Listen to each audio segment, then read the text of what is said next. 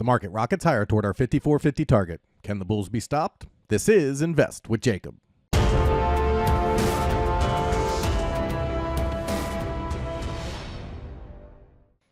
Okay, guys, so in yesterday's video, we talked about the fact that we were looking for the market to reach toward that 5400 to 5450 area, and that's exactly what we saw as the market pushed up on CPI and Fed data into the 5450 area before pulling back just a little bit at the close. Now the question is, can the bulls be stopped? I'll get into that in just 1 second, but first, if you're new here, welcome to the show, guys. My name is Jacob Gabbard, and this is Invest with Jacob, where we use Elliott Wave Theory to break down the SP500 and the NASDAQ.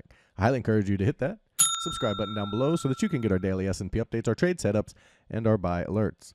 All right, guys, so yesterday we talked about the market going towards 5450. We were set up for it, as you can see on the screen. We had one hedge early in the day on Tuesday that we closed and set ourselves up for the Fed and CPI, where we made almost 100% profit again, having enough now to basically pay for our short positions that we have much longer dated out. So now we have a free roll to the downside. This is how we set up trades and manage risk. We have been able to build a short position with zero risk and have tons of time on those positions. If you want to be part of this winning team, stay tuned for later in the video. For now, let's jump into the chart and take a look. Okay, guys, so here we are on the 1 hour futures chart for the S&P 500. The market moved up into 5450, a little bit above it, spiked to 5454, and then pulled back off of that area. And now they're bouncing a little bit here in the after hours. And essentially what we're looking for here is most likely a 4-5 setup. So we're going to go a little higher. They extended in 3. That's very common, not a big deal for that to happen.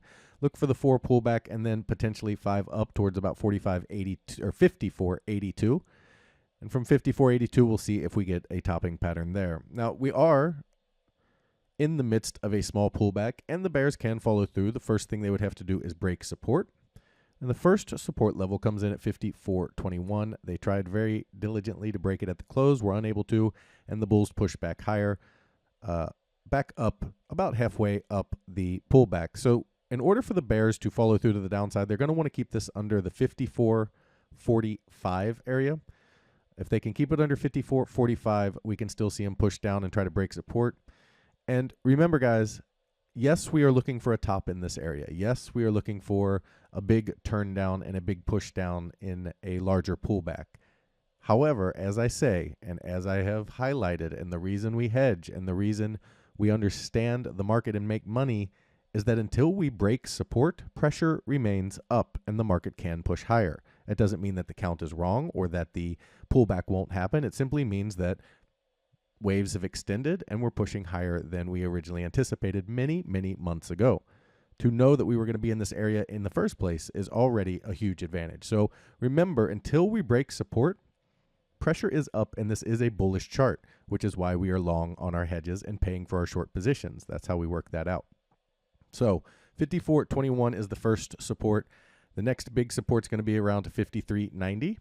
And then really what we want to see is 53.30 break for the bears to start applying pressure down here at this low. If they can break through this low, then the bears can start to really push down and see if they can create some pressure to the downside that will start a bearish move. So until we get below 53.30, that's the first sign that a top may be in.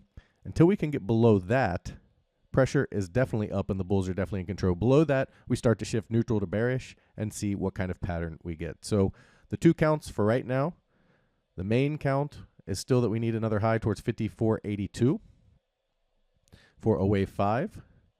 And if they did give us this 5th wave up and they are trying to push down, they need to keep it under 54.45 and then push down from there. If that is going to be the case, 54.21 needs to break, then 53.90. Over on the NASDAQ. Okay, on the NASDAQ, we are already seeing a new high here in the after hours. They have pushed up. The new target, because NASDAQ did extend its wave 3 pretty well here. The new target for the NASDAQ is going to be in the 19.7, 19.8 area. We do have a potential 3, 4, and making wave 5 now. So that 19.7, 19.8 area for an all-time high, and then look to turn down from there. To the downside, they're going to need to break back below this wave 4 low here at 19.431. If they can do that, the next level for them to break is the 19.250 area.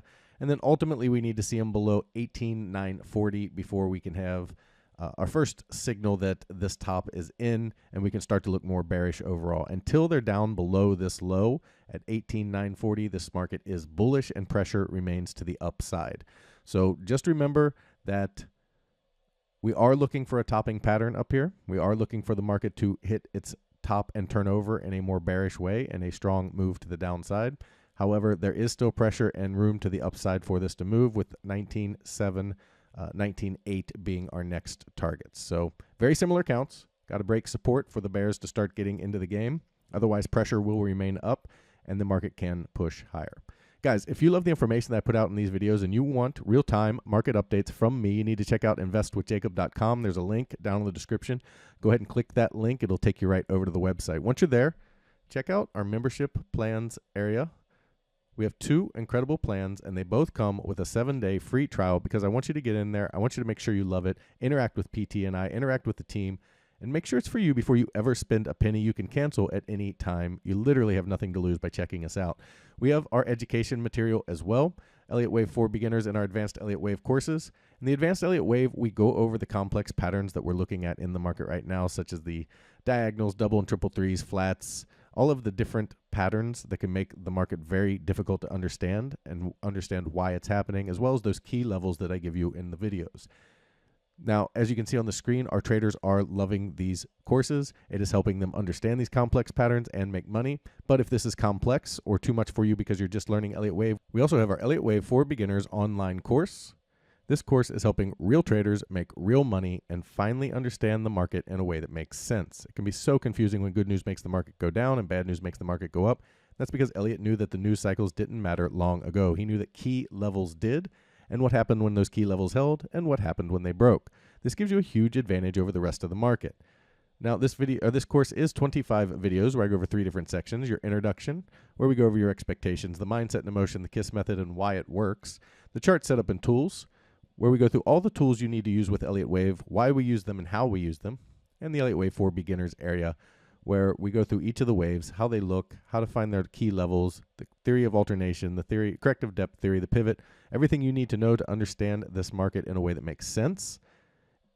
And the really cool thing about both of these courses, if you want to get them at a discount, you can get our bundle course where you get $37 off, which is more than half off of the beginner's course.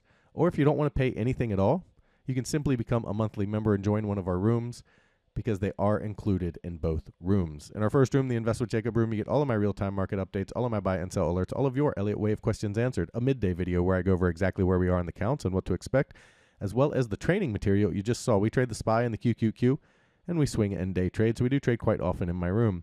However, if you're looking for individual stocks, income trading, advanced training, and futures trading, you need to check out PT's throne room. In there, you get everything you get in the Invest with Jacob room, as well as futures trading, individual stocks, PT's income method that is killing the market, and his reduced risk binary method that absolutely crushes it. He gets you in at a cheap price and gets you big multiples on your money, and it's how he structures that trade that's so unique.